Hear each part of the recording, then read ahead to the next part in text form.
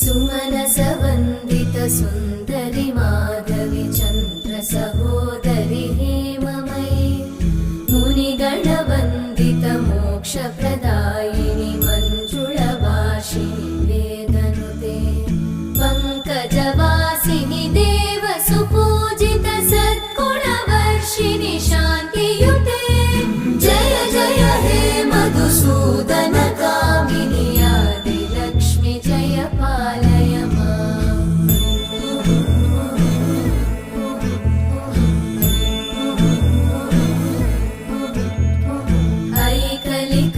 ऐकलिकल्मषनाशिनि कामिनि